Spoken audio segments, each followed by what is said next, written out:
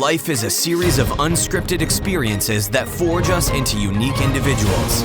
These are the experiences and stories of those who possess the will, beliefs, and fortitude required to overcome obstacles, pursue their passions, and achieve success. Welcome to the HawkCast with your host, AJ Hawk. Big fan of the podcast joins us tonight. Good buddy of mine from Northern California, Spencer Havner. Spence, thanks for coming on, man. Yeah, bud, I'm excited to be on here.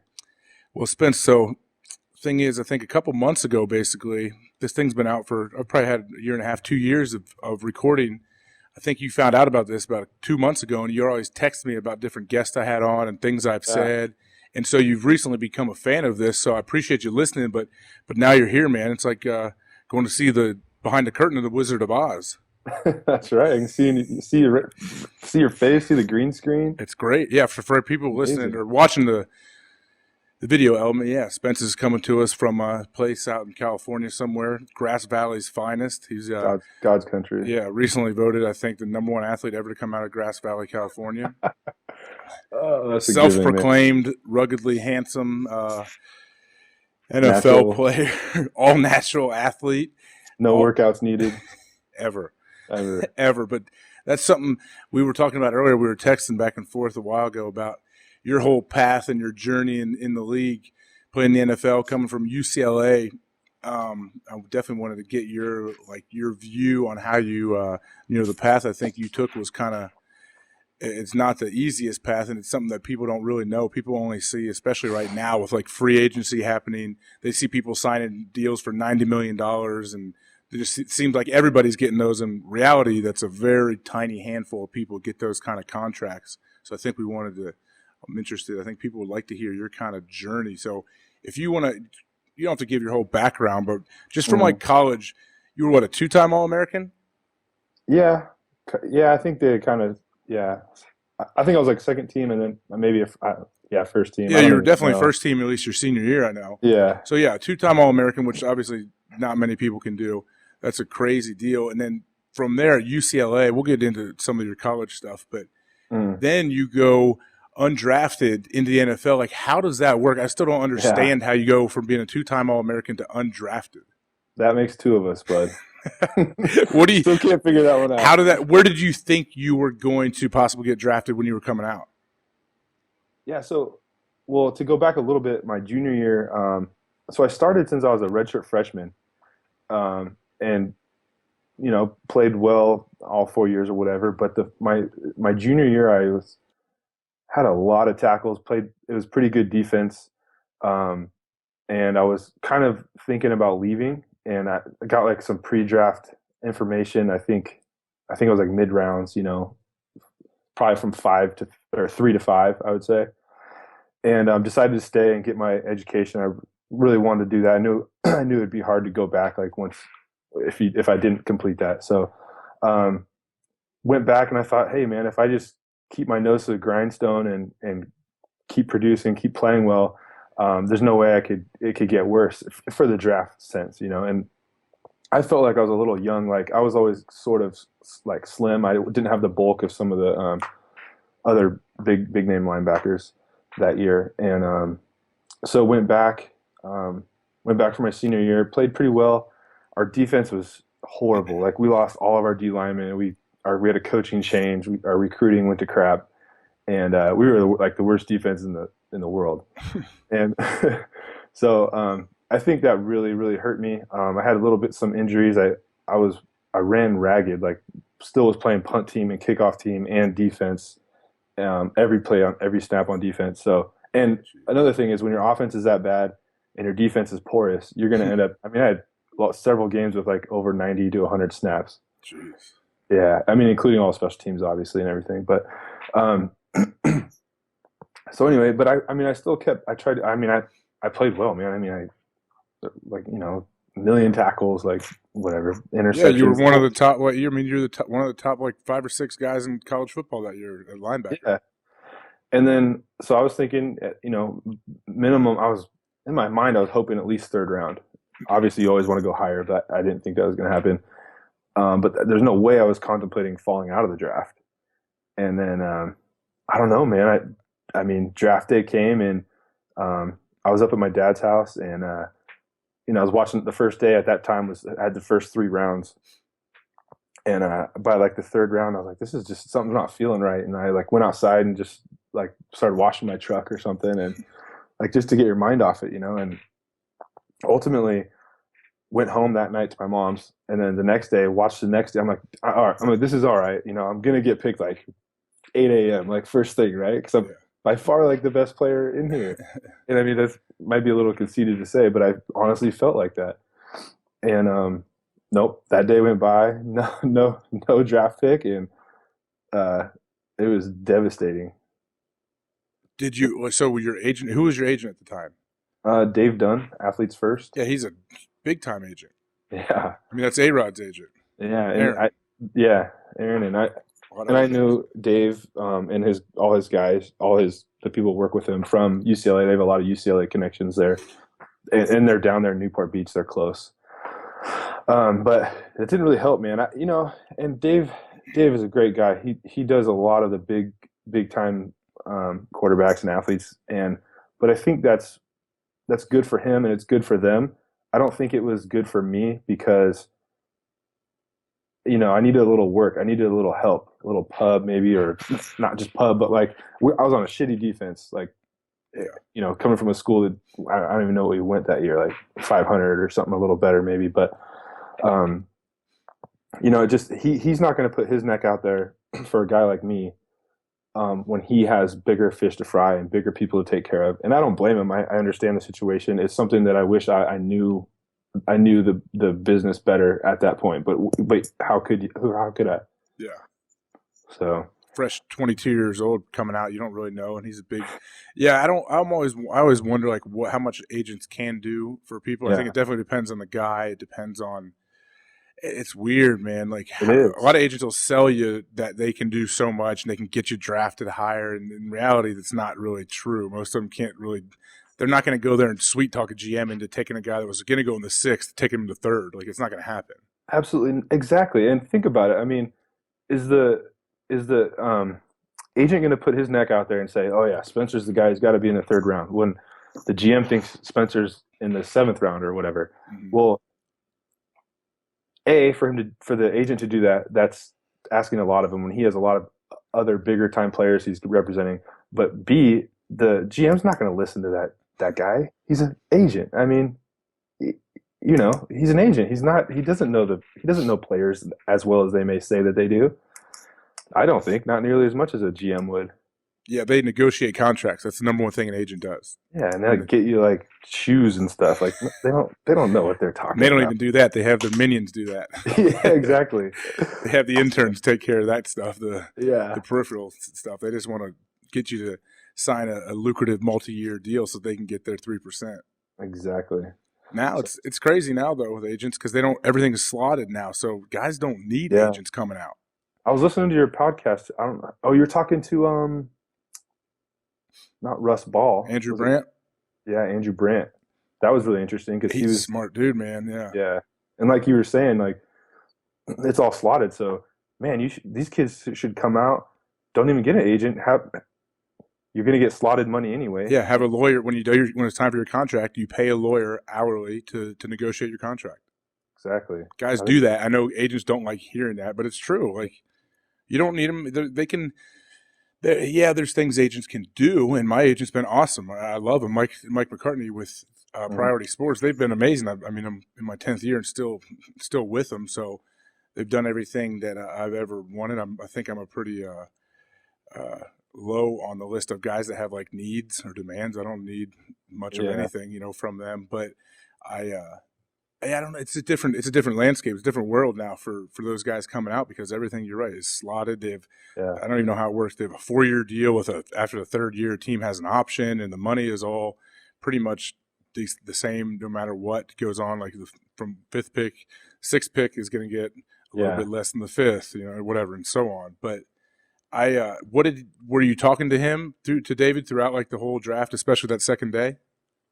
Yeah. Gosh, man, honestly, I was joking with you earlier. I think I blocked a lot of it out because it sucked, man. I thought I was going to go somewhere in the draft. I mean, shoot, third, fourth, fifth round, fifth, sixth round, whatever. And so, yeah, I was talking to him here and there. I mean, there's not a lot he can say. Here's a funny story. Gosh, I went at the Titans. Who was the guy at Detroit? The head coach when I went over there. At the time, was it Rod Marinelli?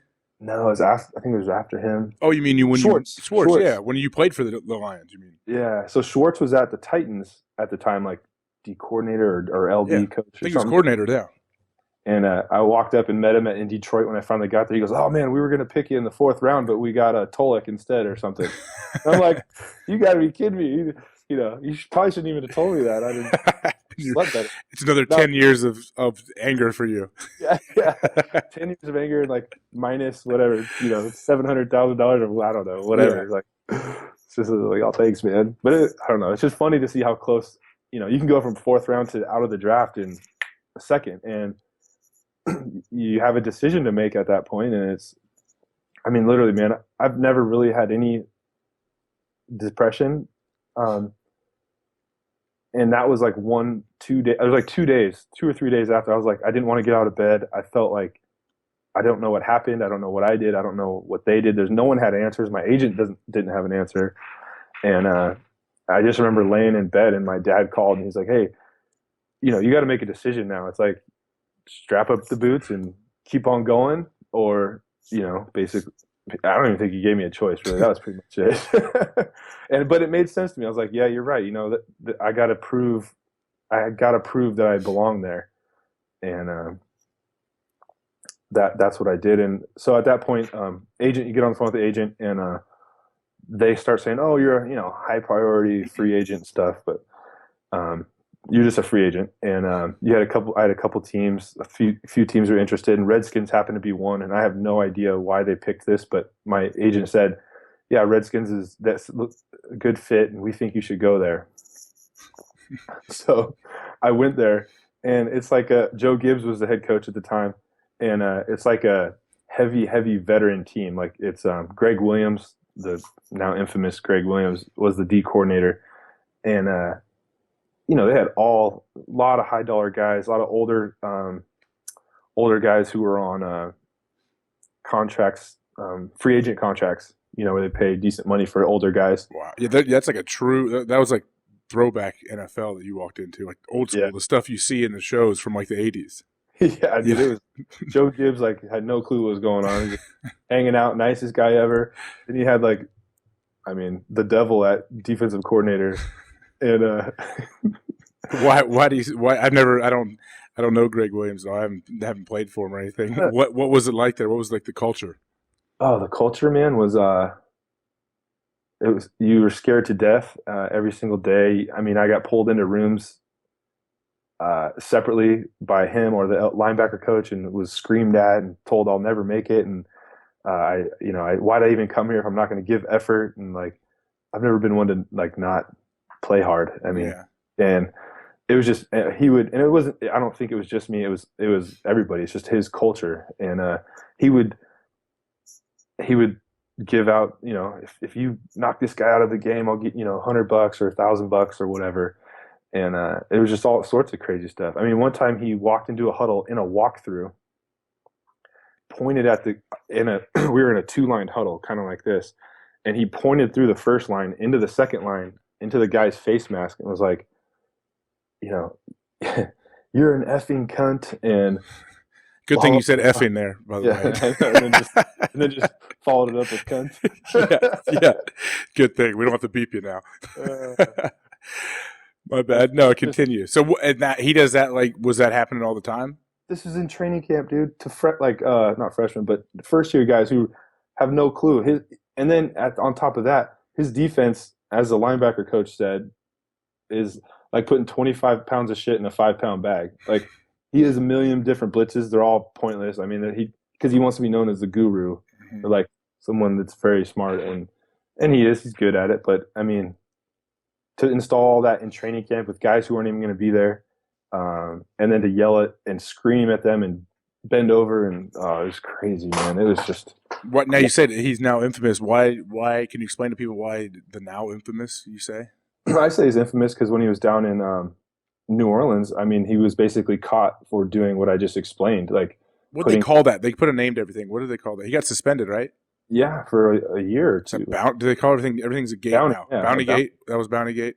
Yeah, Okay. basically saying if you knock the quarterback out, we'll all pool money together. You'll get a few $1,000s or something. Okay. And it was wild, man. It honest. I love football, and I whatever I love playing it and loved everything about it. But I remember vividly sitting on the bus going back to the dorm room and looking out the window and just being like, I think I want to go home and get like an office job, you know? And it was wild, man. It was a terrible, terrible experience. Man. And get this, so out of the they had like 20 incoming first year guys, rookies. Mhm. I think their draft class was small because they trade them all away to get free agents. Right, so they drafted like one guy in the second round is Rocky McIntosh. Yeah, pretty good linebacker. Mm-hmm. And he everyone else, they kept like 4 people out of that entire draft class, out of like 20 first year guys. Some were drafted, some were undrafted, but they only kept like 4 or 5 of the guys. Wow. Which just goes to show you. I mean, like for instance, the Packers, when we were there, I mean, they would keep like, you'd end up keeping like, I don't know, a bunch, 10 maybe.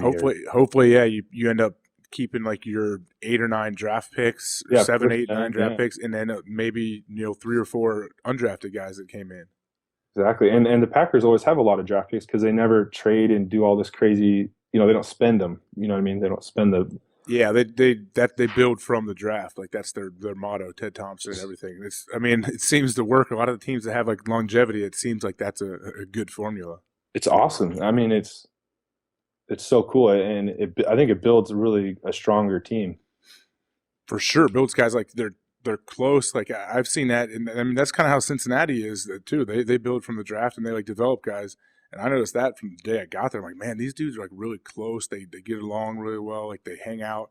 They like always want to hang out. They root for each other. Like it's a cool atmosphere. So I mean, I've been lucky to go from Green Bay in 9 years to been in Cincy just for 1, and I knew that from the jump. I was like, man, these are all like good dudes that want to like they obviously want to win, but they just it's cool, man. It's like a college atmosphere how the guys hang out and like want to see each other, want to be around each other, even outside of the locker room. Yeah, that doesn't happen. That from Cincy, but yeah, they've been. Cool. And I started realizing they've kind of most of them, came in through the draft, and I don't know. It's just it's a good culture that they build up there. Marvin Lewis, the head coach, and from Mike Brown, the owner, and down, they kind of create that culture, I think, and bring guys in that.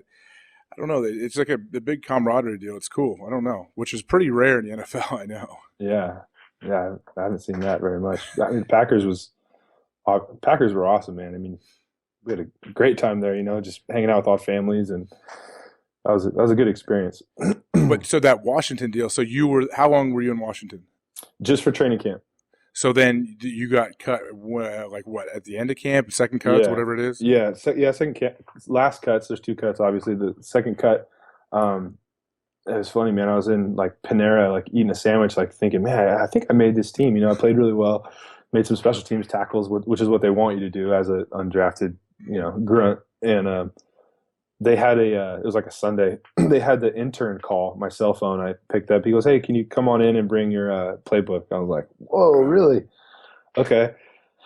Went in. I'm thinking, there's still a chance for a practice squad or something. I'm not really familiar how this works, but I would think that, I clearly should have made it to that point.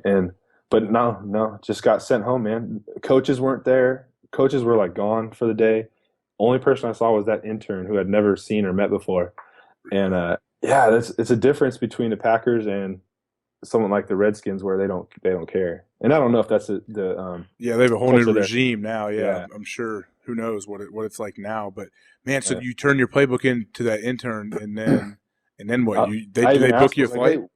I booked a flight right there. I think got on it that night or the next morning, and I even asked him, hey, what is there any chance for me to go on a practice squad? And he was like, he had no clue, and he was like, well, let's just see. And so that was it. That was it, man. So that was your time in Washington. Did you secretly not want to make the team? or not care if you made the team or not? No, I wanted to because I didn't have any perspective. I'd never seen a place like the Packers, or I mean, honestly, I thought that every NFL team was like this, and I was questioning everything. I was like, maybe this isn't for me, and it was just that hostile of an environment, and they did not care.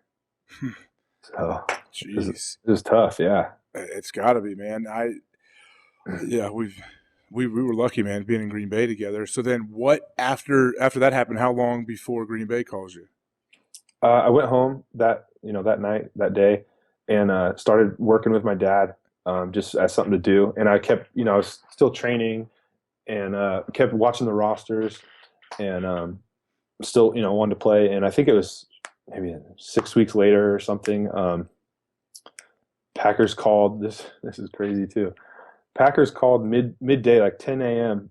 my time on the West Coast in California, on Tuesday, which is their day. It was mid season, like 6 weeks into season, right? And they called like 10 a.m. They said, "Hey, can you be on a flight like at noon or 1 p.m.?" And I said, "No way! I got to go up to my dad's house, which is an hour away, and then pack my life, and then come back to the airport, which is an hour, and then." I can't. No, they're like, okay, well, all right. Well, how about the red eye tonight? Can you make the red eye and practice in the morning? And I was like, yep, I'll do that. Jeez. Yeah, I flew all night. Was up all day, flew all night, and then practiced at. We workouts at 7 and practice 6. like at 10:30 or something, probably. Yeah. So that was the first day with you guys. Dang! And during that it was like week 6 of the season. During that 6 weeks while you were working out and working with your dad, did it ever cross your mind like, well, I don't know, what if nobody calls? Am I just done? Yeah, definitely, man. I was like I said, checking the rosters too much, like to where it's to like see if people were hurt or what? Yeah, I guess every week kind of see like who was hurt, who was on a team, and I just blew my mind like some of the people who made the teams. But yeah, just to see where everything was at and hope something would change. And who called you from Green Bay? I think it was Reggie McKenzie, the current GM of the Raiders right now. Yeah. So yeah. okay. And when you got to Green Bay, can you compare the difference between being in Washington from like that first day in Green Bay? Could you feel something different? Yeah, definitely. I mean, just from the personnel staff, like Elliott and Reggie and just those guys, Tim Terry, they were nice. They drove you around. They cared what you, they just cared about you, and they spent time. They just spent time and they talked to you like a normal person, not like some guy who runs a floor or whatever and benches X amount. And so yeah, definitely, it was just a completely different thing, and it took me a while to.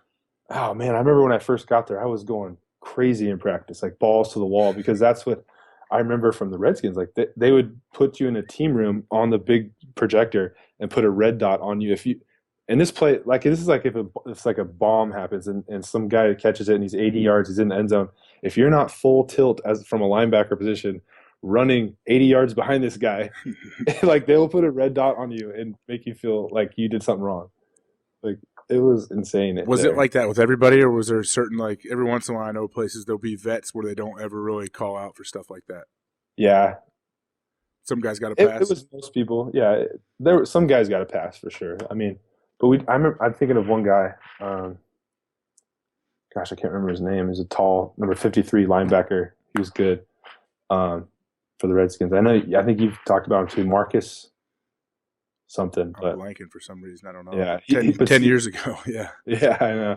See, he had a lot of effort. So he just led by example, which was good. So, but there was people who they just didn't mess with it. They were just trying to make a point that. So did anyone come to you in Green Bay? Any players come and try to calm you down? Like, hey man, you're good. You're on the team. You don't need to be running 100 yards out of the way. Absolutely. Yeah. Do you remember who said anything to you? Yeah, probably Probably one of the fullbacks, like Kuhn or something. Kuhn or one of their linemen, like Cliffy, Chad Clifton, probably. Yeah, oh, definitely. You're probably throwing like 4 spin moves at him. Oh, 100%. I was trying to make the team. I was, on Tuesday or Wednesday when you guys had to worry about playing the game, I was playing my game on Tuesday. Yeah. Yeah, Cliffy or oh man, I remember I like threw punches at gosh, who was it? Favre, Brett. Yeah. No, I knew better than that, man. I don't know. It's one of the linemen. I think I like ducked too. I threw a punch and full on like did a huge duck, and walked back to the huddle. I'm like, I have a helmet on. I probably look like a huge pussy. Oh, that's awesome.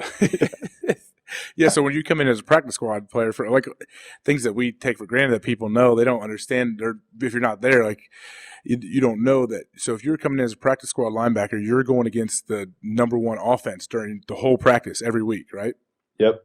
Yep, for sure. So the quarterback at the time that was my rookie year. It was the same as your rookie year. So Brett Favre was the quarterback those first 2 years for us. So you're playing against Brett Favre and all these studs on offense, Donald Drivers in the prime of his career at receiver, and you're out there just running circles around dudes on Wednesdays. Yeah, I got fresh legs on Wednesday, and they just played like 6 weeks in a row, and they're tired as hell. Yeah, they don't want to see me. Well, I'm the last guy. You're out pouring concrete with your dad for 6 weeks, saving your legs. And you come rolling in there, and then you get a little bit of – that's good, though, man. Like, people need to – it's good – it's way better to be that guy than the other way, to come in and be nonchalant and having them to have to tell you to run to the ball and stuff like that. Yeah, I remember that's what Ben McAdoo said when not to jump forward, but when I switched to tight end. He's like, it's always good to have to tell you to tone it back rather than trying to motivate you. And it just stuck with me. I mean, that's obvious. I mean, it's a no-brainer, but it's something that just, it makes sense. 100%. Now Ben is the head coach of the New York Giants. I know. It's unreal where everyone kind of spreads out and how many guys are in high positions. I mean, John Dorsey's the GM of Kansas City right now. I don't even know if you know that. Sure yeah, Snyder. Oh, gosh, John Schneider, yeah. GM of Seattle now. You're right. Elliott's going to be the next one, man. He's definitely top of the list. Yep. Yeah. Man, he's good, though. I like him. He always has his own opinions. Like Elliott Wolf, who Spence is speaking of. Yeah, Elliott's a big time guy now in the league. Like a really highly respected personnel.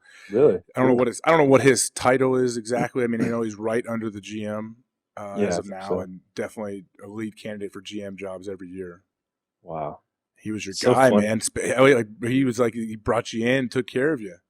Yeah, he brought me in. He drove me around at the company minivan, took me to the Wingate Hotel. And then we went out, had some drinks, and, we used to hang out. We were both, same year, in 06.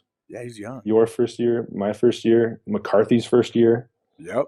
I think Elliott had been there maybe a couple years because I think he's been there a little while, but yeah, and then it's just funny. It's so funny to see that, but it's cool to see everyone moving up. That's why when you have good teams and teams win, all the coaches get picked and they get bumps and they become head coaches and coordinators and all that stuff. So they spread out throughout the league. So that's a reason. There's a reason Green Bay's been good for a long time, and they lose guys to head coaching jobs and stuff like that. That's when you see any good team. It's like any college team. Any great college team, the coordinators are going to become head coaches pretty soon. Like, you're going to lose the good ones. Yep, absolutely. Got to find a way to replace them, and the good guys find a way. But so you're on practice squad then. And at the time, do you remember what the practice squad, what your minimum salary was for that? Yeah, I think it was like 70 or 80,000.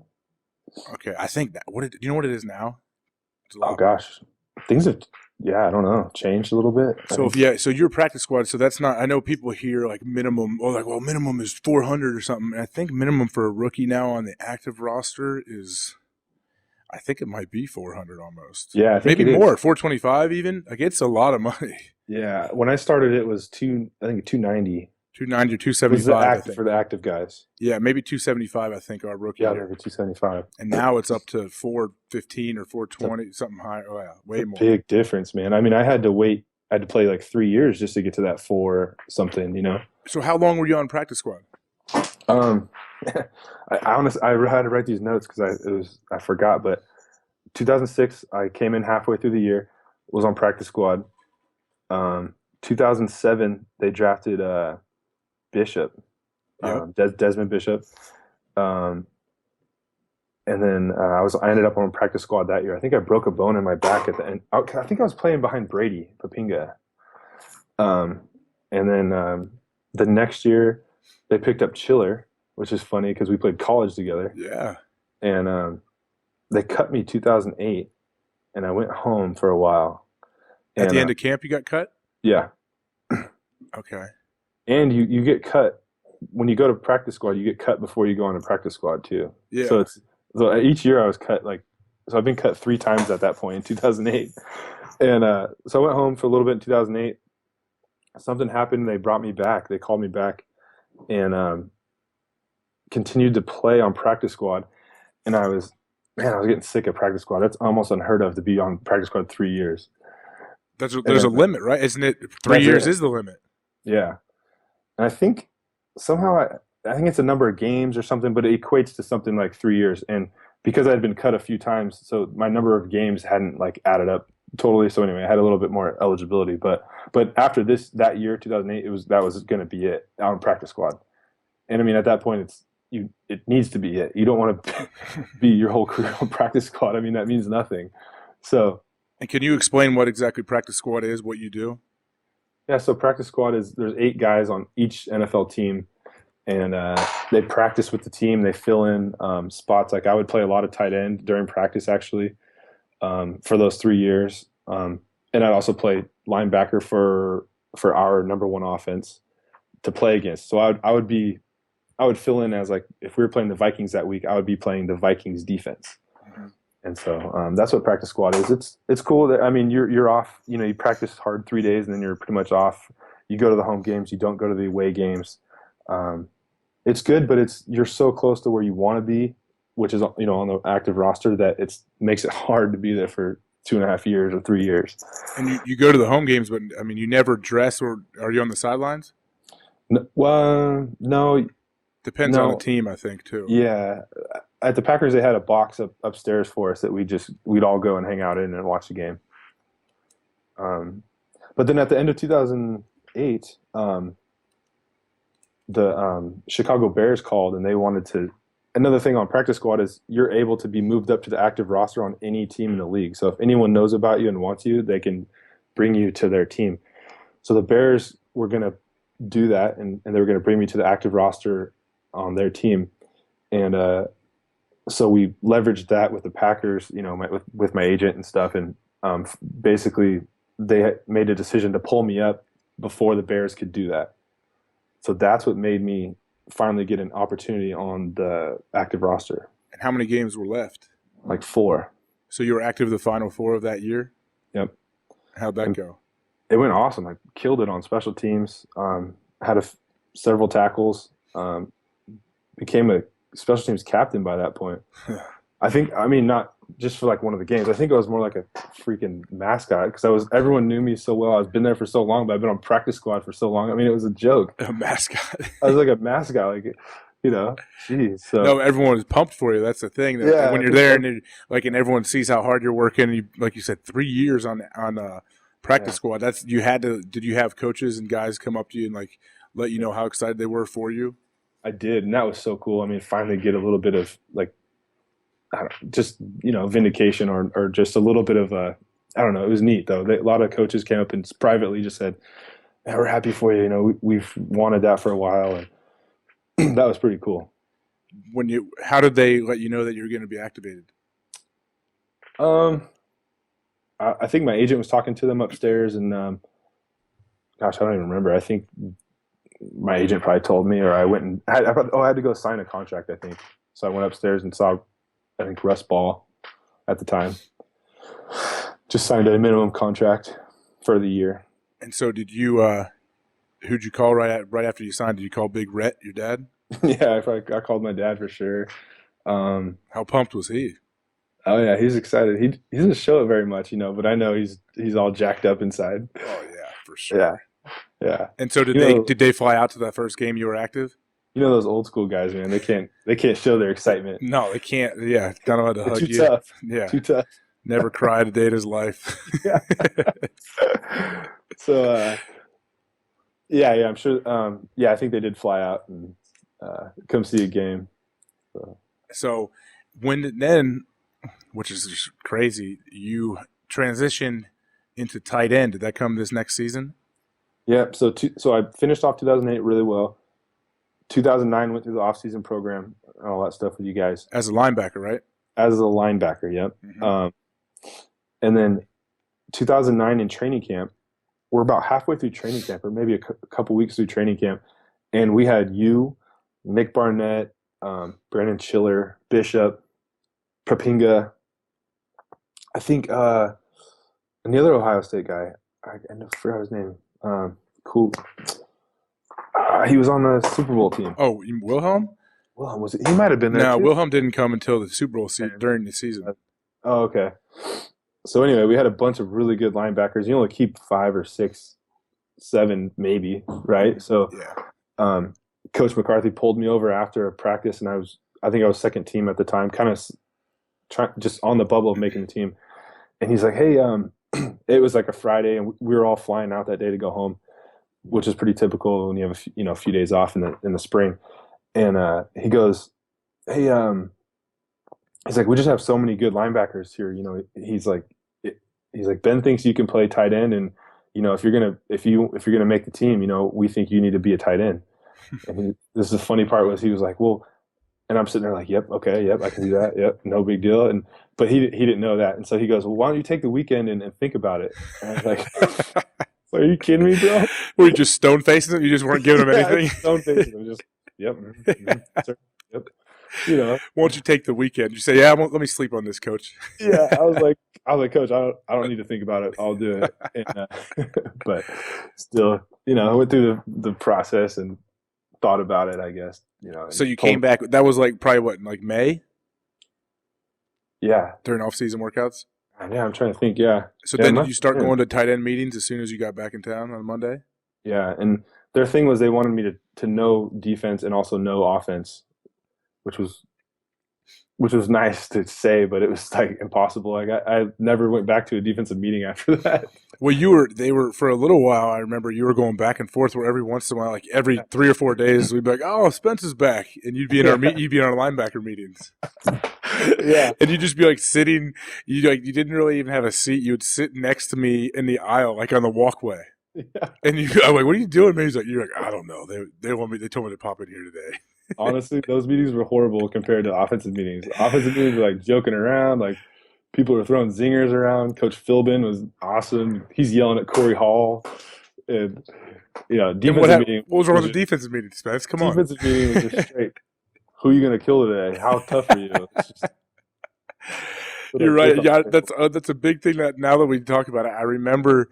I didn't even think about it until right now. Every once in a while, I'd be sitting there. I'd be so happy when you'd show up. Oh, Spence is here today. I got someone I could talk to in between our little breaks, and then throughout the whole meetings, you'd always be bumping me or something. You'd be like, "What the hell is this? What is this? What is this blitz?" You'd have all the new stuff we'd put in. Yeah. I gotta get back to offense. This is ridiculous. It was horrible. I just did it. Oh man, remember that one time I was at your house, and it was after hours. It was training camp.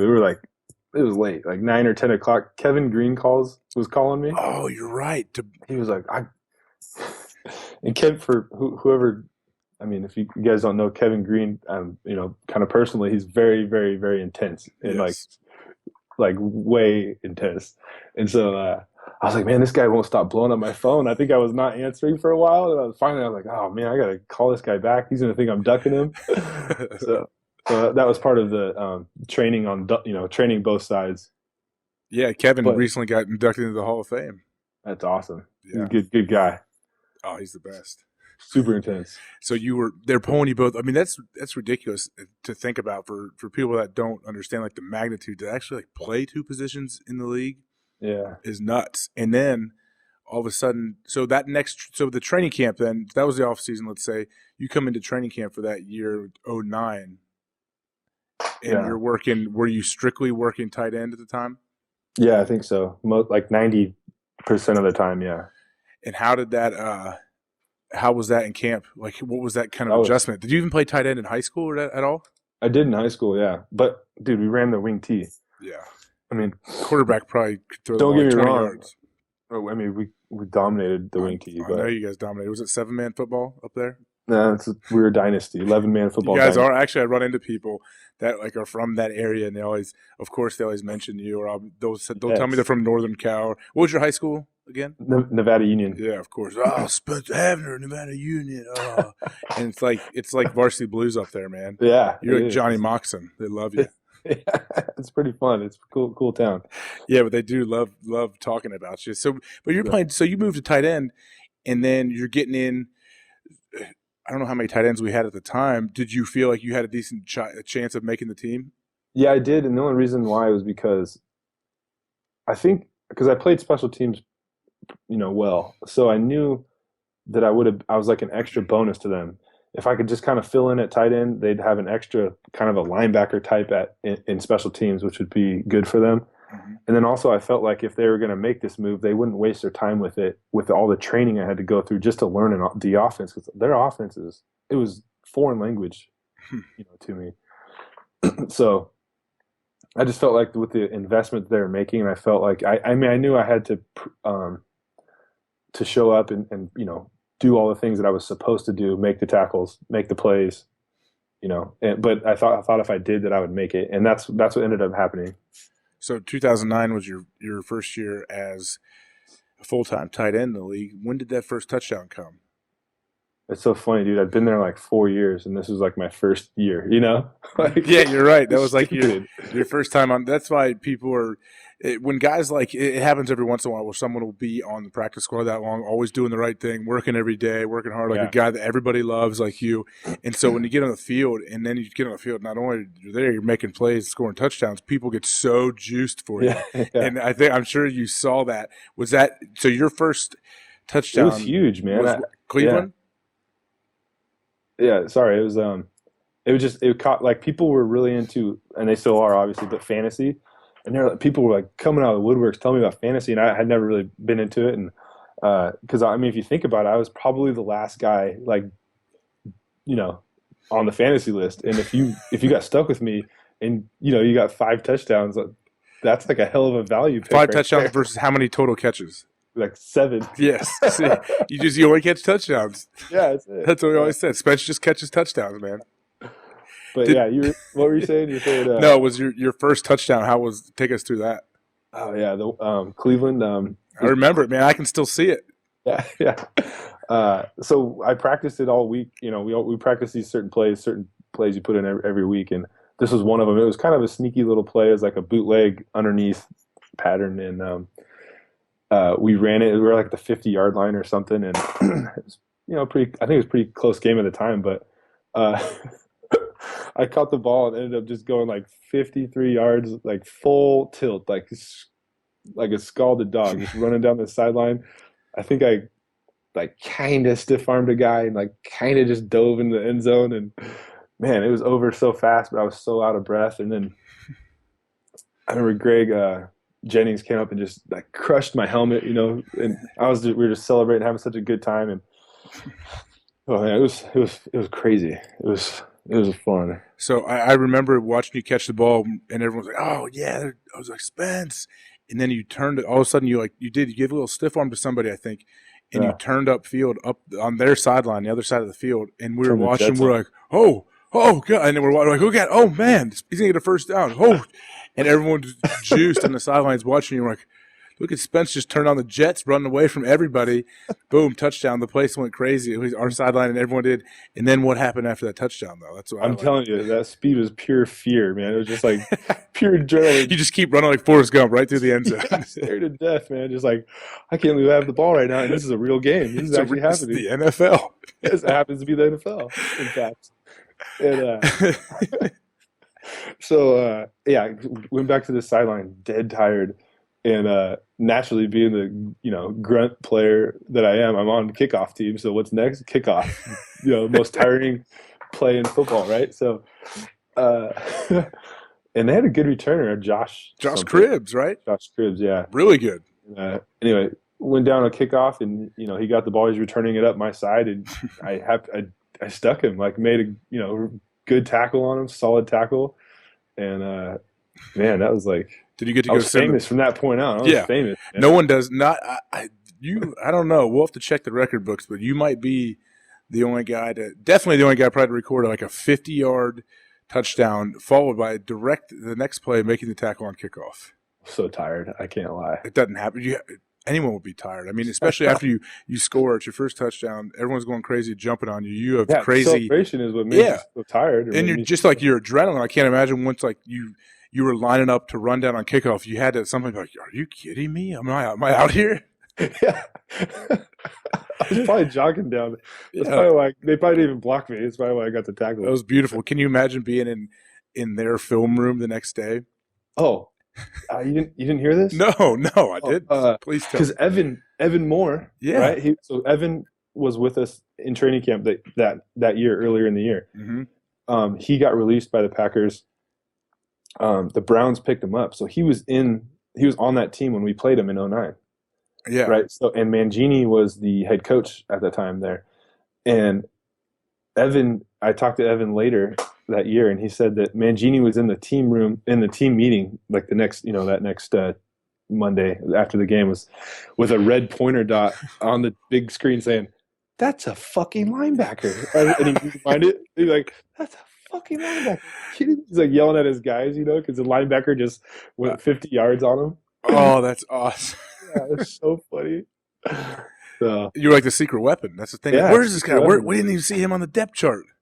They're like looking at my number. What's his jersey number? Who's that guy? Yeah, the Packer. We were hiding you. That's the thing. We're hiding you at linebacker. You're awful jersey number, like 63 or something. No, you were 41, right? That's not that bad. No, 41's a solid number. You made it your own, man. After that catch, all the little kids everywhere were behind them, I'm sure. Well, yeah, there was like a YouTube where like they were taking Favre jerseys and taping a 1 on them. Oh, yes. So like kind of adding a H, because like our last name's Havner. Yeah. And Favre, they're kind of similar. He just like tape on a couple things.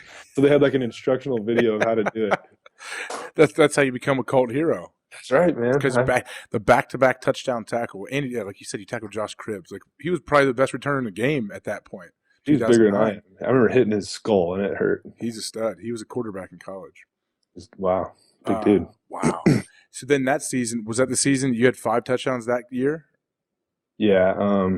Yeah. So 4 in regular season and then 1 in Arizona. We played the Cardinals. That. Yeah, down there. That was a heck of a game. That was that was the crazy game that I don't know what this crazy high score. I think Kurt Warner had more touchdown passes than incompletions that game. Yeah, against our defense. Yeah, not a good showing for the Pac D that day. Yeah, the Pac D. Yeah, that was a crazy game. They ended up winning. I remember my wife Laura was in the stands sitting by your mom. I think when you caught your touchdown pass in playoffs, you did like you were doing like the old Gronk spike before Gronk was doing it, and you spiked it. And I remember Laura was saying how juiced like your mom and your family. They said it was Laura. I still remember her telling me how pumped they were when they scored. No, they said they lost their mind, like just like happy, not in a weird way. Yeah. So it had to be. So I don't have a dance or anything. My only thing I got is the old meat school spike the ball. That's all right. Pretty solid. It's good. It was your signature, as Moss used to say. Your signature. But you was it that season or was it the next preseason we were playing, I think in Kansas City or something in a preseason game, and you got a pick like right when you got in? Oh yeah. I think that was I think it was Seattle though. Was it Seattle? Whenever it was awesome because I remember like Moss on the sidelines, who Winston Moss is the linebacker coach, and we were sitting there and you were playing tight end most of the game, and I think they threw you in at linebacker towards the end of the preseason game. Just sacrificial lamb. Spence, we need bodies. We need bodies. Yeah. Yeah. Just we've all he'll kill himself. Yep. Throw him out there. I've done that a few times as well. Not with the tight end part, but you put in. We're like, oh yes, and we were watching you. And I think like your second or third play, like a deflection, boom, tip, Spence runs down the sideline. You got like 20 or 30-yard return. Yeah. And you came off when I had to go back into tight end. Yeah, yeah. Dead tired. So you were working it. And then, so that was let's say that was 2009. What happened at the end of going into the 2010 season, like that training camp and everything? How'd you feel like your chances were then? You had to feel pretty comfortable, I would assume. Not comfortable, but whatever. When was that? That was 2009 when I had like the 5 touchdowns. Was it? Yeah. It might have been, yeah. So I don't know what year the preseason was. What just crazy that you went from Maybe it was 10. You went from five touchdowns and 7 catches to then all of a sudden you weren't on the team. Yeah. So 2000, let's see, March 2010. So 2009 had a good season. Went home for the off season, which was like January, February, March, pretty much at that time, April a little bit. And I got in a motorcycle accident. Oh, this was the time. I didn't know it was that. I didn't even put that together. Okay. Yeah. So we were about to go back. It was like the last week of freedom, right? We were about to go back to OTAs and training for the off season, and I just made a stupid decision, man, and I was having too much fun and decided to. My buddy pulled out my motorcycle and we were going around my little cul-de-sac where there's no one lives there and it's like it's private. No, there's no traffic or anything. But horrible decision, and I just ended up. I crashed my own bike, man, by myself. Like no one was around. Well, people were at the house, but no one was around, and just crashed into into a curb and into the woods, basically. No helmet on.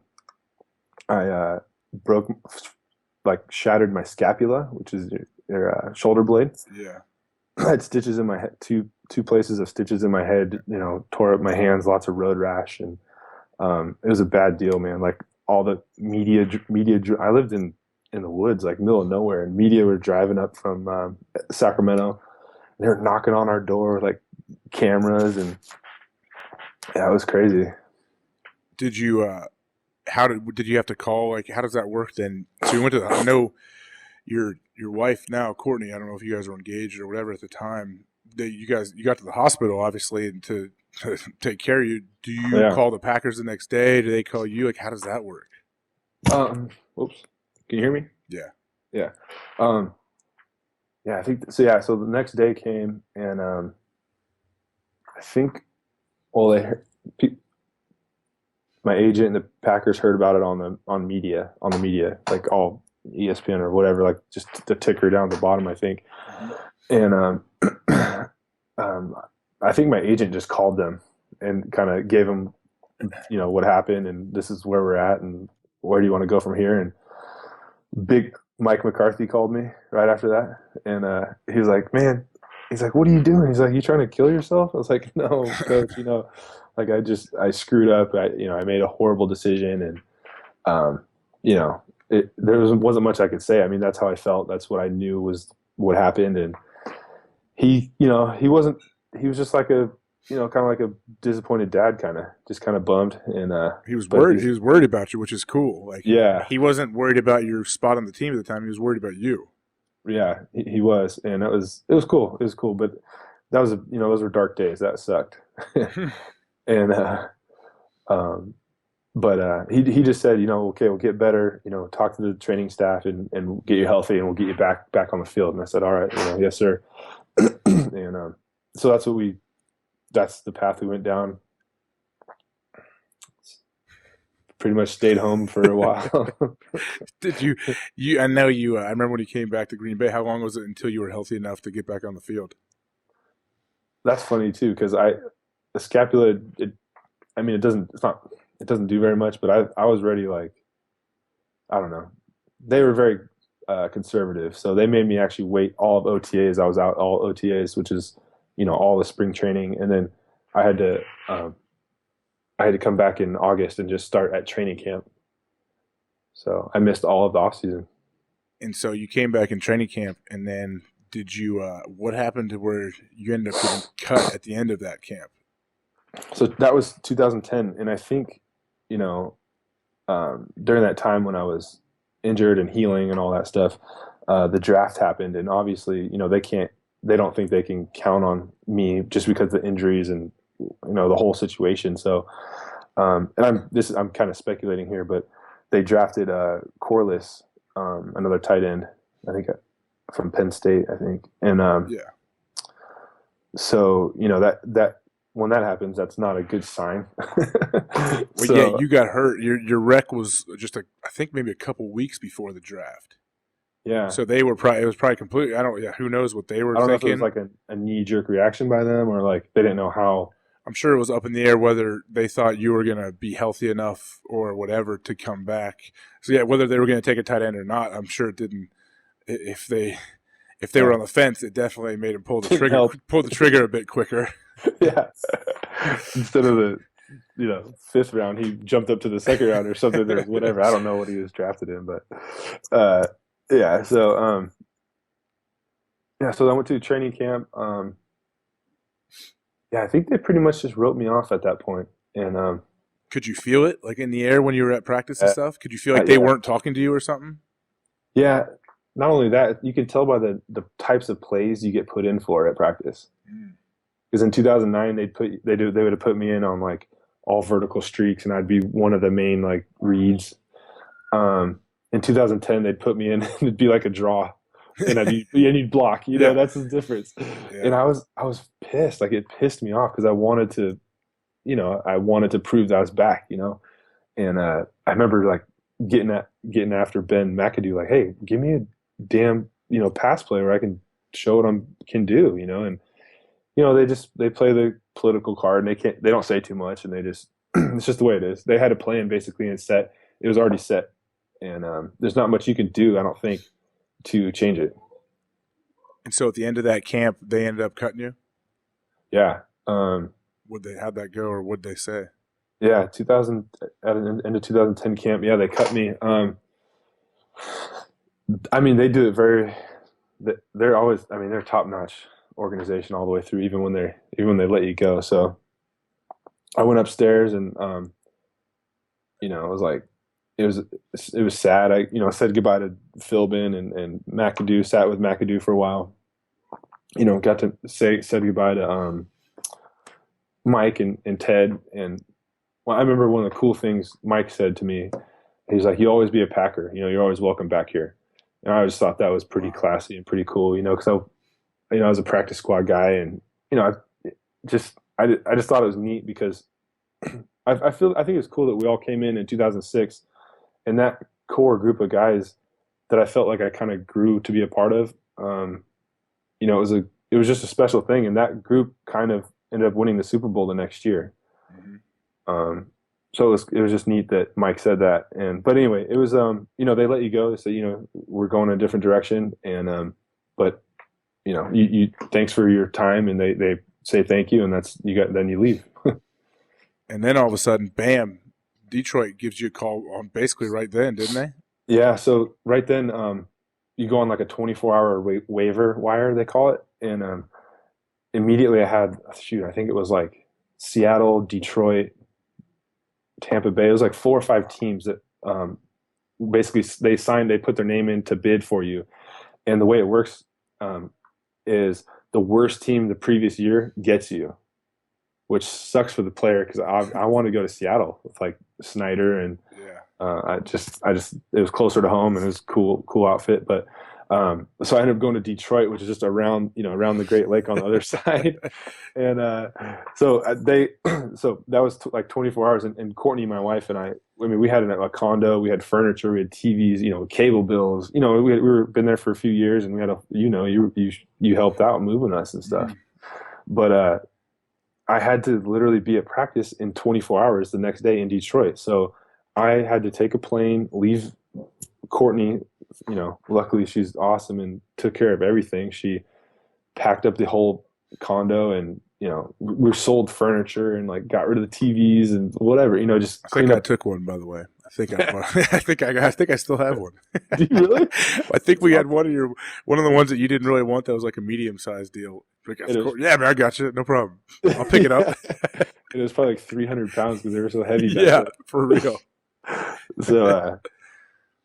So anyway, she cleaned up the whole. This is part of football that sucks though. Is you got to go to Detroit the next day. I'm eating at Chili's and living in a hotel room, which is, it's not horrible, but it's just like it's lonely, Yeah.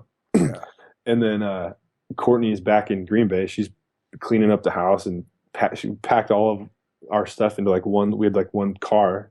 She drove it, all the way down to Chicago and over, to Detroit. So she made it there like 3 or 4 days later. And then away we go, just start going to practice and eventually get a little apartment. And And whose apartment did you rent? Remember that? Or no, did he rented yours? Who was it? Remember Bobby Carpenter got signed by the That's Lions, right. and Bobby. After I left, huh? Yeah, after you left that apartment or condo, whatever it was, Bobby ended up renting it and living in that afterwards. And I remember I was in it because when we went and played in Detroit, I went over there and had dinner with him. It's pretty nice, huh? It was really nice. I was Cool. impressed. And I remember like, oh yeah, and you'd known. I think you'd met Bobby by then at least. You'd been in Ohio maybe once or twice. Yeah. And so you guys knew each other, and it was funny that all of a sudden then Bobby gets signed by Detroit, and he's living in your spot. Yeah, that place was like a carousel, man. They were just bringing people in, and it reminds me quickly just what exactly happened. Do you remember? I don't think I've never talked about it really, other than with you. When you signed with Detroit, you had like your player personnel guy. My wife Laura was trying to be nice and trying to get you on your feet and help you out. What happened? What happened with their player? I think their player personnel guy. Yeah. So let me go back. Let me go back real quick. Backstory. Back in Green Bay, before I was dating Courtney and we're married, now married to Courtney. I was just single out there, and so I would go over to Age's house, and Laura would cook us dinner cook me dinner. I was just pumped to have like a real meal, and it was just like it was just got to know like all you guys really well, and Laura really took care of me. And then when I went to Detroit, each team has somebody who like kind of facilitates like getting an apartment and helps you get settled. Well, Laura just took it upon herself, and this is totally Laura, which is so funny. She called the guy and said like, "Hey, my husband's friend just got on the team. Spencer, his name's Spencer, he's coming. Can you make sure like you hook him up with I don't know, a good apartment, or just be nice, like help him out. He's a good guy or something like that."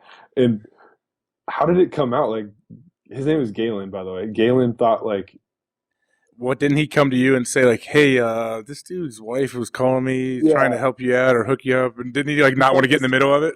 Yeah, he thought it was like a full Mistress situation or something. Yeah, normally in most situations it would be in the NFL. It definitely is, yes. Yeah, usually.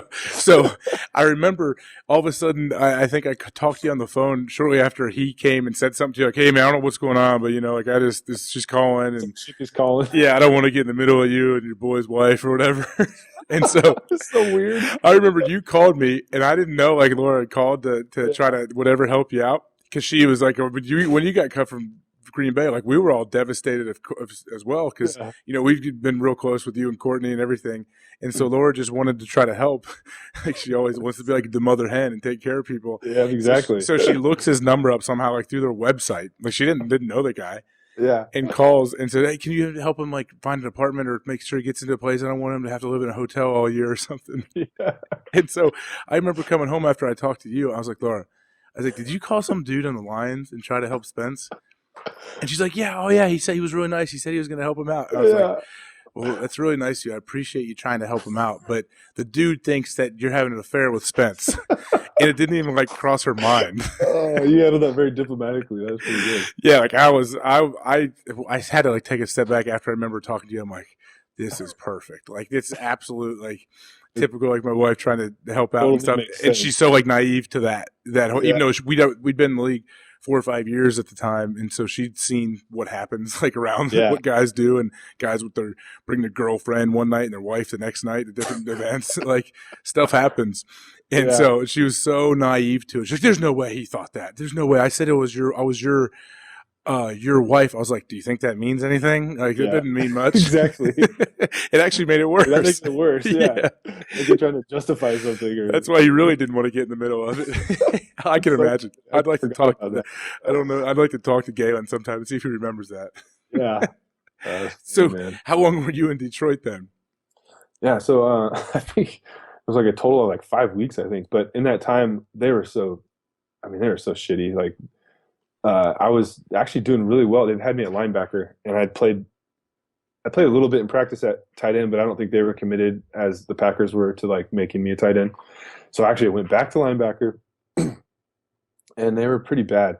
And one guy got hurt, and I actually we were playing Steven Jackson and the Rams at home. A guy got hurt, and I got to go in, and like I think I played like a quarter and a half, got to start, like be the, the linebacker at the time, and had like 6 tackles, and Wow. went through the line on on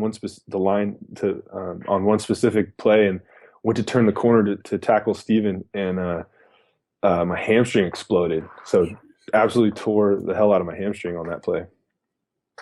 Wow. Yeah, and that was it, man. Well, they settled with me after that, so I got to.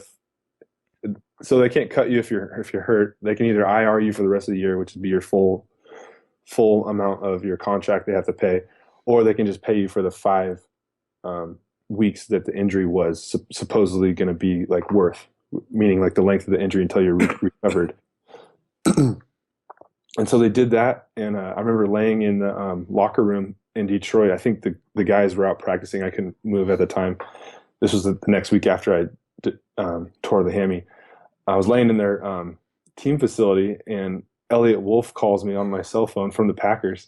And, like we were saying earlier, we're kind of good buddies. So he's like, "What are you doing?" I'm like, "Well, this is, it's kind of weird, but I'm laying in the Lions facility. Like, what are you doing?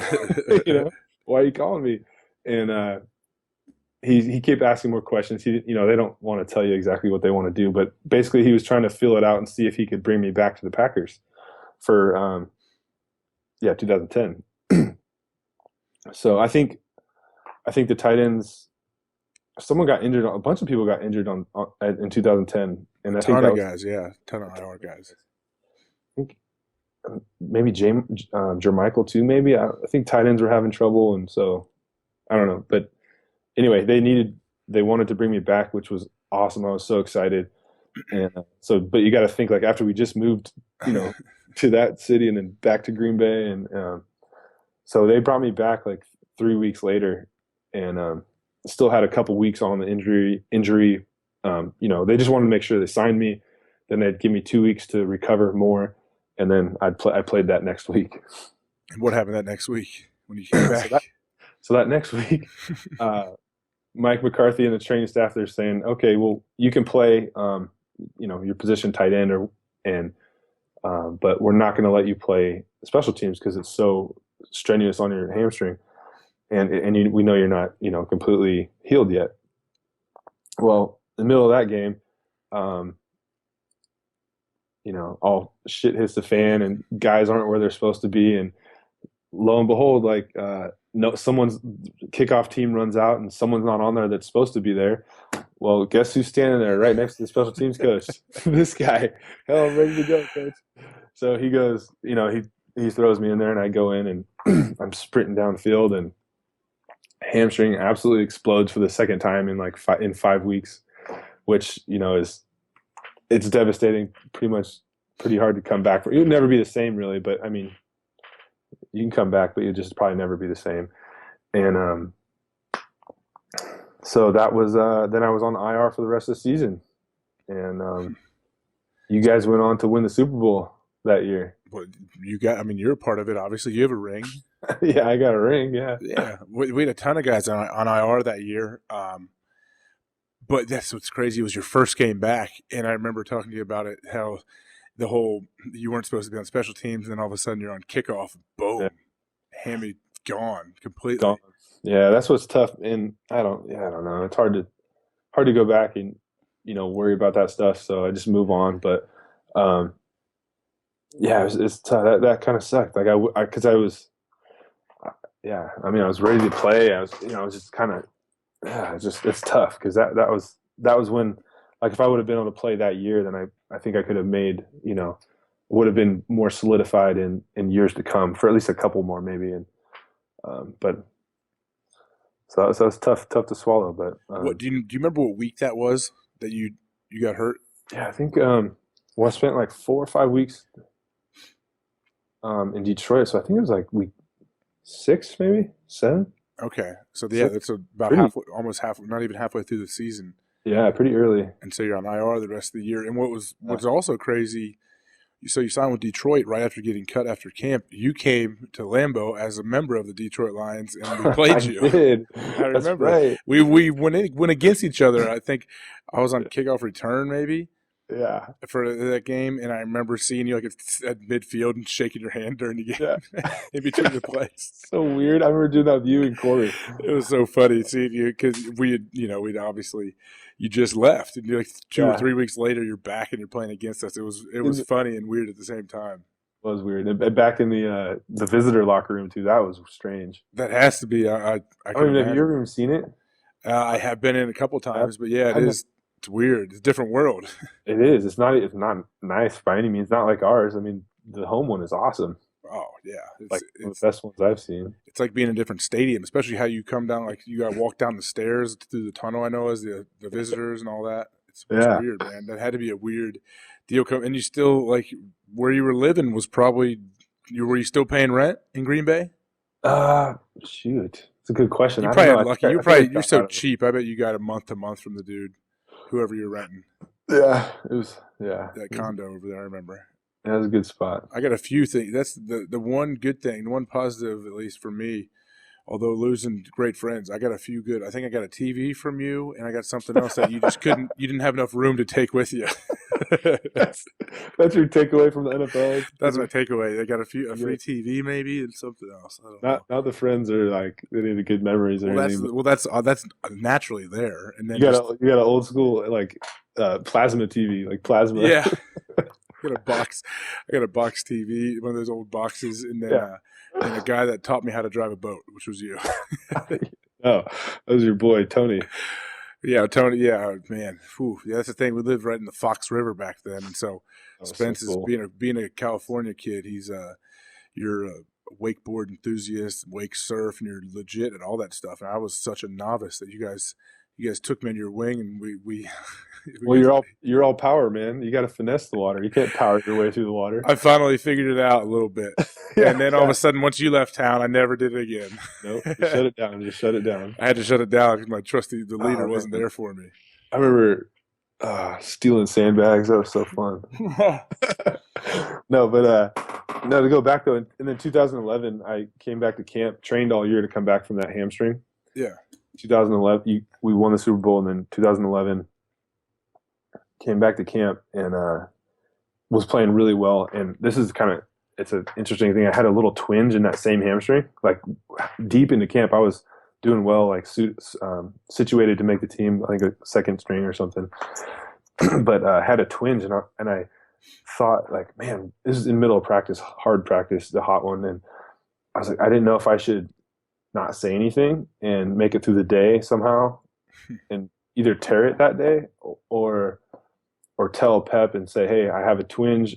Just let me sit down today and maybe tomorrow. And then, then I'll be fine. And that's the way I went. Cause I didn't think I could keep performing that day without tearing it. Yeah. So, I told him and he shut me down for the day, which is fine. And the next couple days, just fine. And then I came back like the day before a game, and then a preseason game in 2011, and they just put me on kickoff. Like they let me run down one time on kickoff, and then Ted like looked over and he's like, he's done. Like so they let me play one play and then shut me down, and then I was cut like 3 days later. Really? Yeah, pretty crazy, huh? Why'd they let you play one play? You think? Because that proves that you're healthy. Oh, okay. And you can't cut you when you're hurt without settling. Yeah, exactly. So either IRing you and paying your whole year or settling for What a little trick that people don't really know about is when people, so like you were saying, you can't cut a guy that's hurt without settling. So say you mentioned it earlier, but say you pull your hamstring and they want to cut you, boom, they can cut you, and then your agent and the team will go back and forth, and your agent will say, well, he was going to miss 8 weeks with his hamstring pull, and the team will say, no, it was a 2-week injury, and they'll negotiate it and, come together and say, okay, we'll say it's a 5-week injury, we'll give you, we'll pay you for 5 weeks. Exactly. That's settling with a guy. And what guys will do sometimes at the end of a training camp at the fourth preseason game, if it looks like if they know, well, I just say if they have a lot of awareness and they've been around maybe a couple of years, mm-hmm. or an old vet has got to them and let them know, they'll go down that fourth preseason game. If they know they were going to get cut, if they looked at they could just feel like, hey, there's no way I'm making this team during that fourth preseason game. takes some balls to do it, but guys will go down with some kind of injury, and I don't know what you got to have something, I guess, right? You do, I guess. I don't know what the go-to would be now. I guess a guy could fake a concussion because they can't prove you don't have one. That's true. That's the only thing I think. Because the MRI, if you fake a hammy and they get an MRI and they see nothing on it, I wouldn't go over that well. That's true. You got to actually kind of have something. But guys have tried it. That's for sure. I'm sure that the league and the trainers are really, really good now at sniffing those guys out. Yeah. Because they can just that liability, man. They just don't want to take that liability of having to pay a guy for a whole season and not get anything out of him, or even just any kind of liability like that. Because the sad thing, it's got to be tough for guys for the team is to say the guy really does get hurt and tears his ACL that fourth game, and he was for sure getting cut. The team's got to pay that guy his salary for that whole season. Yep. So I could see both sides of it, I guess. But it's funny to watch. It's funny to watch guys. But then, so they get cut. You then at the end of that camp, did you feel like you were going to sign with another team? Man, maybe a little bit. I don't know. Time just kind of. Let's see that. So that was August. That was August. It was September. So, man, by January of 2012, so only 4 months later, I had bought a house, and another house, an investment house, and I was flipping it and moving on. So I didn't really give it a chance. You didn't wait around and check rosters like you were coming out? No, not really, man. I didn't. It just I started to move on, and of course, if someone called, I would have loved to go play. Like if I was given an opportunity, but I think it was just I was at that point. I had 2 hamstring pulls, and they were probably thinking, okay, his hamstring can't hold up. Probably, I'm guessing.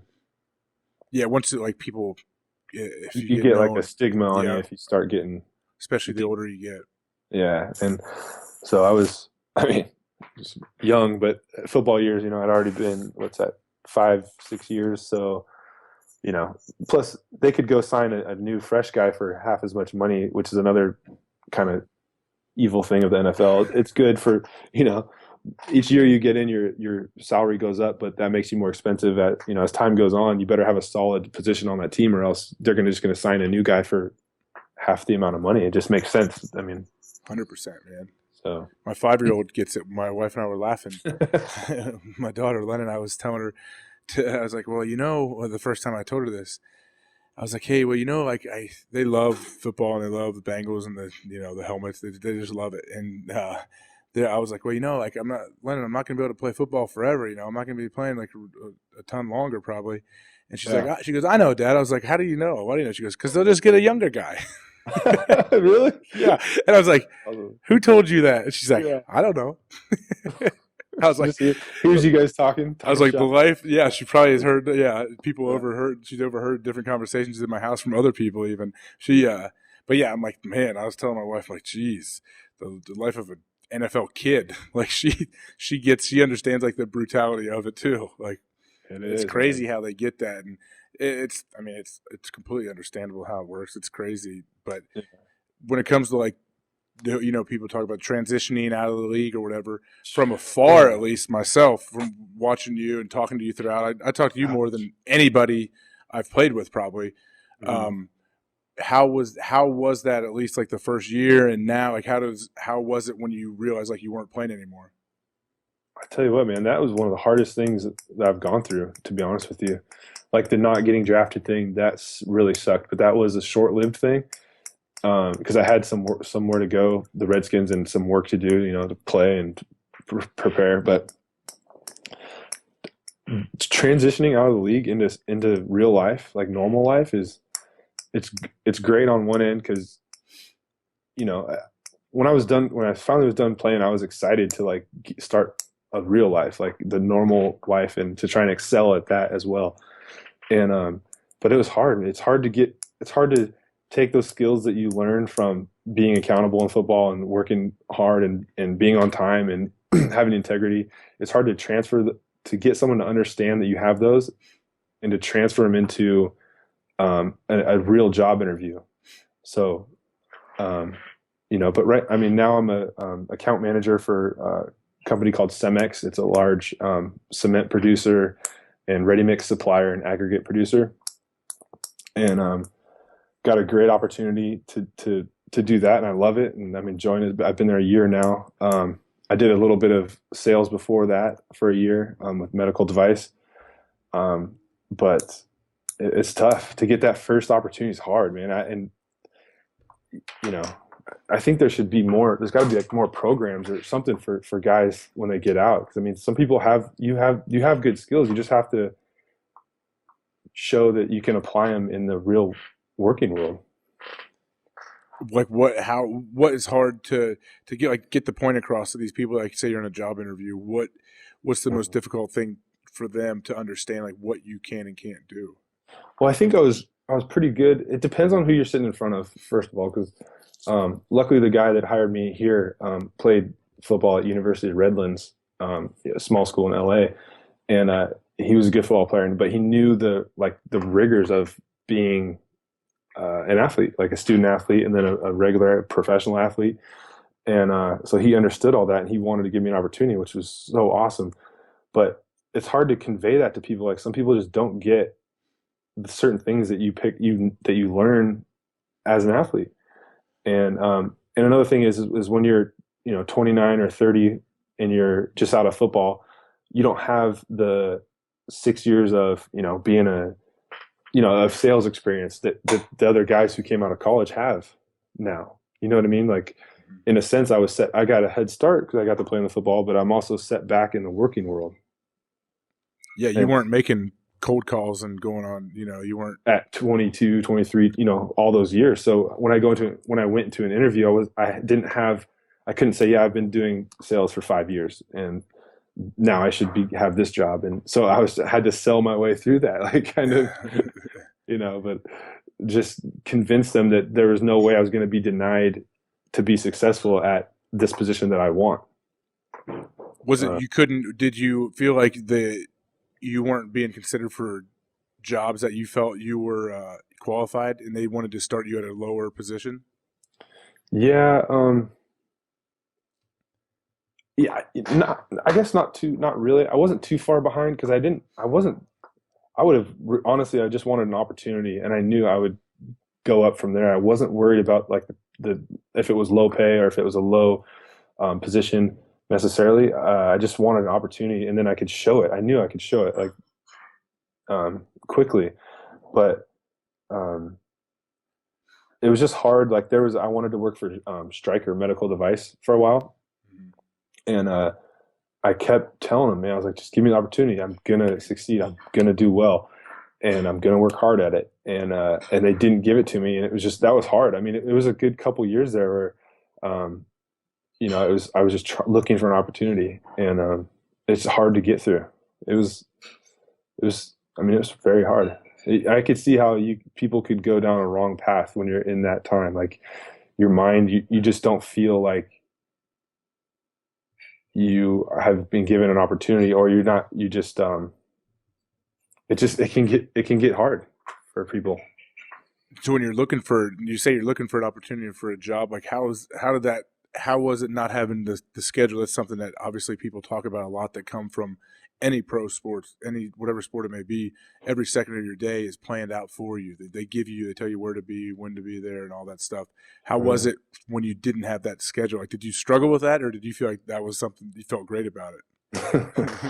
Honestly, I kind of loved it. Yeah, I figured if anyone could transition well in that part, it would be you. Yeah, I was pretty good at that part actually. That was great, man. I was talking to your buddy when I invested in or bought a boat storage business at the time.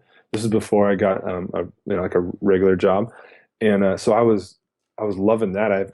It's got some property, so I was working the property and streamlining the business, like cutting costs, and just the people who I bought it from were older, and the business was anyway.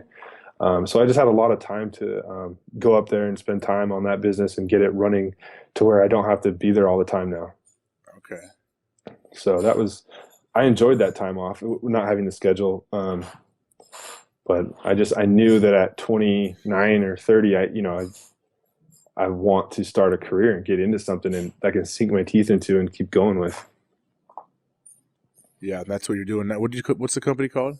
Cemex. Cemex. Okay. Yeah, it's I think it's like the largest ready mix producer, like concrete. Are you in sales? Yeah. So how is that? Sales is no joke. Sales is super competitive and ridiculously hard. Like, how do you? That seems like an environment you'd probably thrive because you're selling yourself basically. Yeah. Luckily, this kind of sales that I'm in right now isn't as like cold call-ish, and you don't just walk up to people you don't know and just gotta just make or break it. So I'm kind of happy about that. But there are times when you gotta say certain things or push for certain outcomes that you want, and it's tough. But I really like the company, and I like the people that I get to work with, because like I get to sell to my dad, because his company buys some of the most concrete in the area. So he's like a big account, which is awesome because I get to hang out with him, during the day, and makes it not feel like a work week. So what are the hours like? Is it like a normal, like 9 to 5, 8 to 5, whatever? No, not really. It's early. It starts early. A lot of concrete pours start at 6, 7 in the morning, so you can get calls before that. But I'm responsible for 2 concrete plants in this area, for selling all the concrete that goes through those plants. So that's how that's how they keep track of what you're doing. But I don't have anywhere to be or anywhere to go. I'm mobile. I work out of my truck and my laptop and on an air card. That's nice for you. Do you think could awesome. you handle a job where you had like a cube and you had to go in and had to be there at a certain time, and you basically you left at 5 when everyone else left, and you got 40 minutes for lunch? Oh, I think I would freak out, man. See, that's something that I think people that don't, especially coming from football, anyone would really struggle with that. Oh, man, struggle. Like just the battles. I mean, like inside your mind battles that I would be having, like sitting in that cubicle, and it was like, if someone's neck, oh man, I just couldn't handle that. I mean, I think I would get weird. Just start saying weird stuff out loud, and like. I can see it. That's good. It sounds like you're in a great job for you right now. Oh, love it, man. Yeah, keep that gig. Yeah, keep selling to your dad. Keep your dad's account, man. Yeah, that's for sure. Don't let some other young punk come undercut your prices. No, that's the thing too. Is we're the price leader. We're the highest, so we can't go in and say, you can't sell by saying. That's so you just got to say we're the best. We're the best quality. We're the best quality. We have the capability to service a huge job, like we're doing the Kings Arena at the basketball team, Sacramento Kings. They're building a new arena downtown and new hotels, so it's several 100,000 yards of concrete. Well, a small mom and pop company can't provide the trucks and the manpower to deliver the concrete, so that's an advantage for us. Okay. We have the technical side with the better concrete and better technical services. So there's a lot of other stuff that you can sell on, but we're going to be several dollars higher per yard than any other concrete supplier. So that's what makes it. That's what kind of makes it fun, makes it interesting. You got to leverage what you can and find a way to It's like you are like Dunder Mifflin, and the Michael Scott Paper Company's coming in. Yeah, exactly. They come undercut your prices. Oh gosh, their little cubicle. They're like their whole office was like a cubicle. Yeah, that's what I picture you sitting in there working. Yeah, man. No, I hang out right here a lot of times, or in my truck, or on job sites, or in their offices. Well, good. Yeah, you can't. That's good for you. You can't be stuck in an office all day. I think. Yeah, you would. I got too much. You'd kill somebody.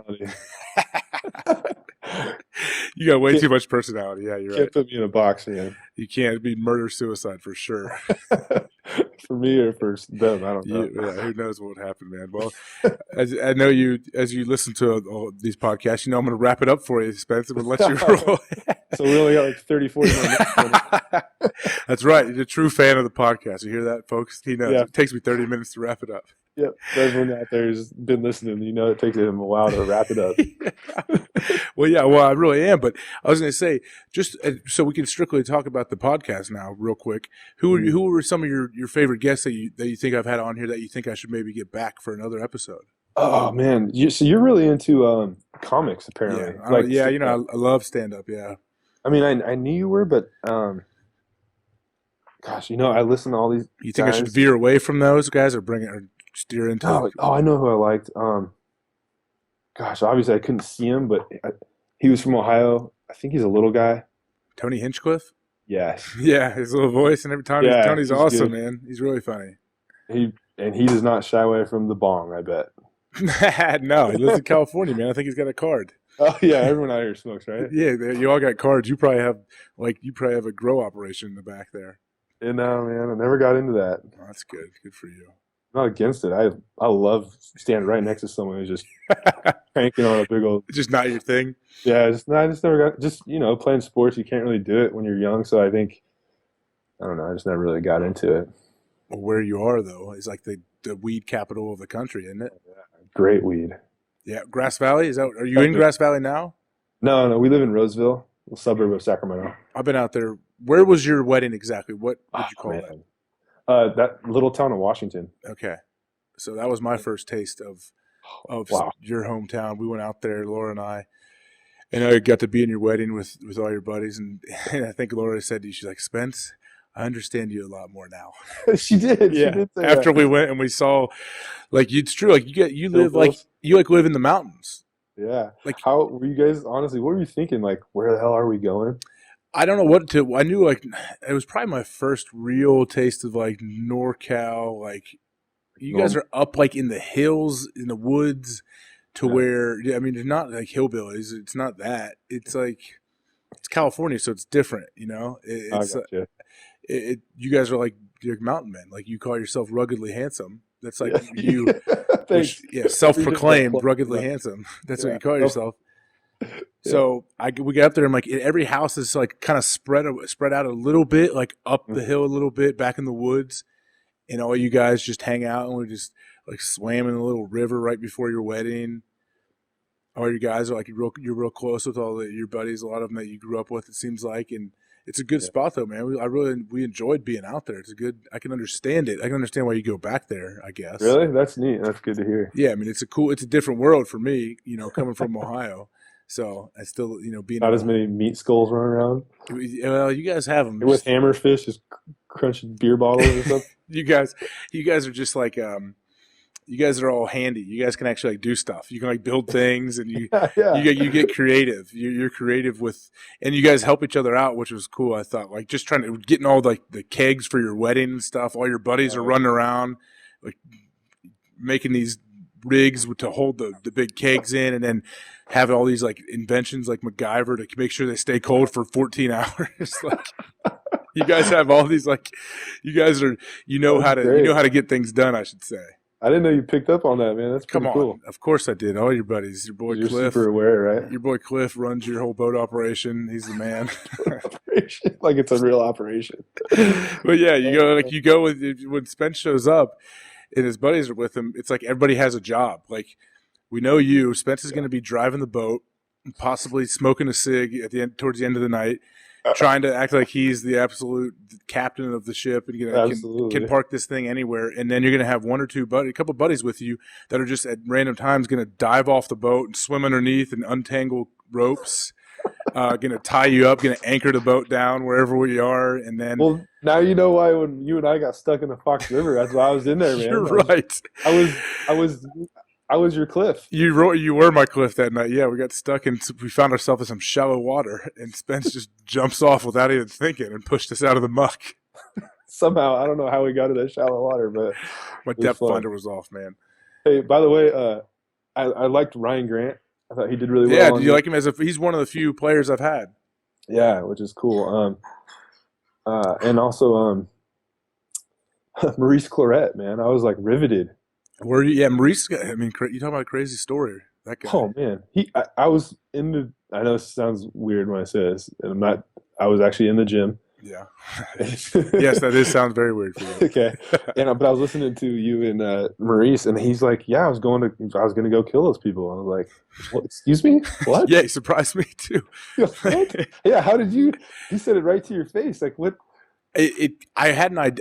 I'd always thought of that. We came in together in the same class at Ohio State, and so when I remember when he got pulled over with all that, we're like, what was going on? And I knew he was in the neighborhood of a guy that was going to potentially become a witness against him. And I was I like, remember all this too, man. This was like national stuff. oh, Like, it was huge. And I remember so you said he was so famous, like within like spring ball, he was boom, famous. he was the man from the jump. He was like National Player of the Year in the country coming out of high school, came in early, and was just very first game in Ohio State, they're chanting his name. So I remember you said that. yeah, and so it's like, but then he's all of a sudden fast forward however many years, and he's in a car drunk with a bulletproof vest on and guns in the neighborhood of where someone's gonna testify against him to put him in jail. And I was like, whew. And he even admitted, like, yeah, it's a good thing I got pulled over. Yeah. That was crazy. His story is nuts, man. Yeah. He seems like he's doing pretty well though. Like yeah, he's doing well. He travels and gives speeches, and yeah. I hope everything's going well for him. He lives around Columbus, so yeah, that's a good one though. I'm working on getting some other different. That's why I like having different kind of people here. And that's why I thought it would be good to have you on to give at least your story of like your whole path in the NFL, because it is no one's ever going to feel bad for a professional athlete, and they don't need to. They shouldn't. We don't have real problems like compared to people, but like there's real things you got to think about that happen.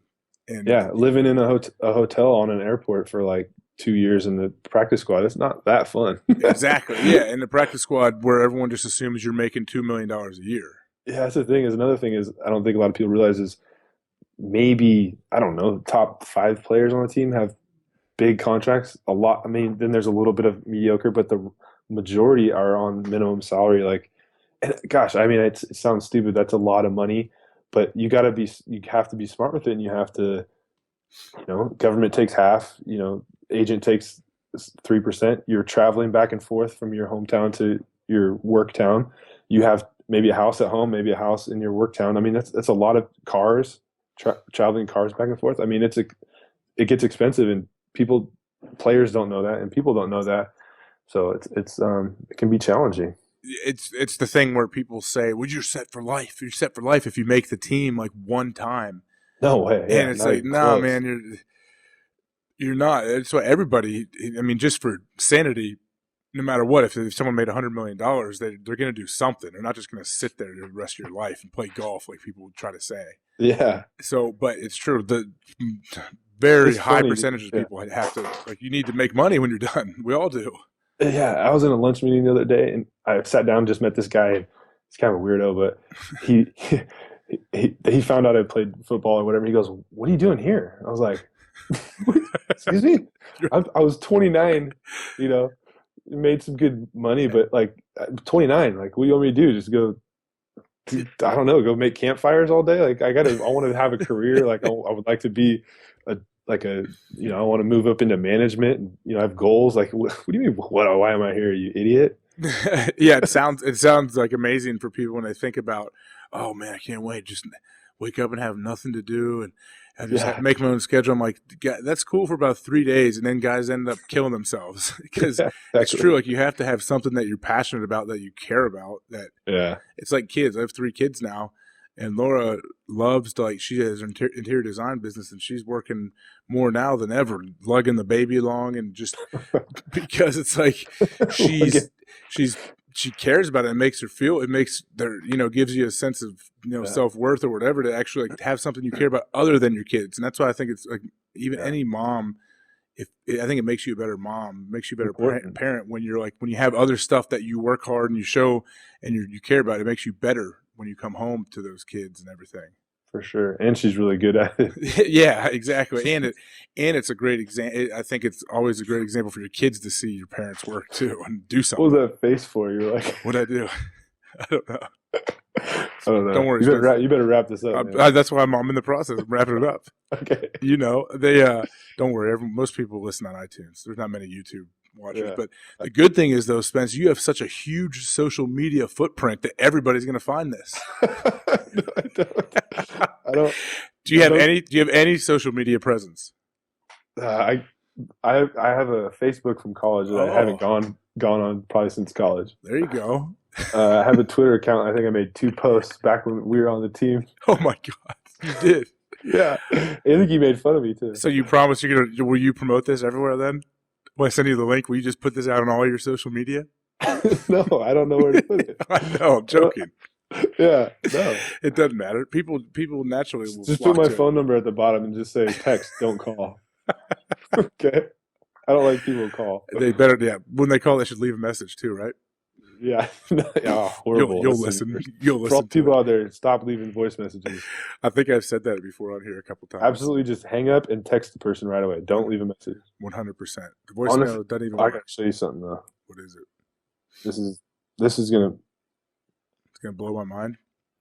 Where Where we at here? Oh, you can't see if I even can see it. I'll describe it for the iTunes listeners. My voicemail is full, and I haven't listened to any of this. Hey, you can't really see it, but really, you let your mailbox get full, and then just say that's it.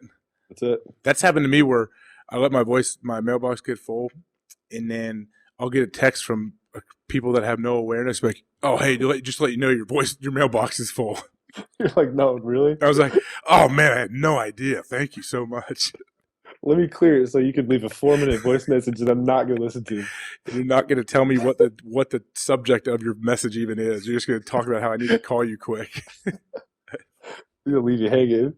Yeah, that's good. Well, yeah, good. You're setting it out there for the people. Let them know you're letting them know, man. Well, Spence, it's been fun. I appreciate it. Yeah, bud. It's good to see you, man. I know you too. We'll have you back on here at some point. We'll let you give us an update. And we'll get into some other stuff that we didn't hit on. We had an hour and 40 we went. That's a long time, wasn't it? Yeah. Did it feel quicker? Feel faster than that? Well, halfway through when I was describing like my playing days, like, yeah, this is boring. I need to speed this up. So. That's the beautiful thing about podcasts, Spence. Doesn't matter. They can change it. They can flip on Mark Maron or whoever else and listen to it. They can. If Joe Rogan, man. That was just anyway. You're listening to him. Yeah. If me and Spence aren't keeping their attention, that's what on demand. That's why it's a beautiful world now. It's pretty cool. It's great. I know. That's why I appreciate you listening and giving me feedback. And if you have any guest suggestions, let me know, man. I'm always reaching out to different people. Cool. All right, Big Spence. Appreciate it. We'll be looking. I'll send you the link so you can post this everywhere on your Facebook account that hasn't been updated since 2007. And blast it out to my people. Yeah, blast it. Can I get on the Cemex email chain for this? Yeah. Or whatever it is. Yeah. Hey, you should. I'll send you the link when we put it up, and you make sure you send this out to all like the people at your work. I'm not gonna think, hey guys, in case you're wondering, just on this podcast. Because I'm famous, so super duper famous. Super famous. Oh man! All right, Spence. Well, appreciate it. We'll put the links up to all your stuff at the bottom of the screen, and you think that's so funny. Well, yeah, I don't know why. We'll talk to you soon, man. Thanks. All right, man. Talk to you later. Bye. We're glad you could join us for today's conversation. After you subscribe to the show, head over to thehawkcast.com or reach out to AJ directly on Twitter at @officialAJHawk to recommend future guests that will help us inspire people to keep talking. Thanks again, and we look forward to speaking with you next time on the HawkCast.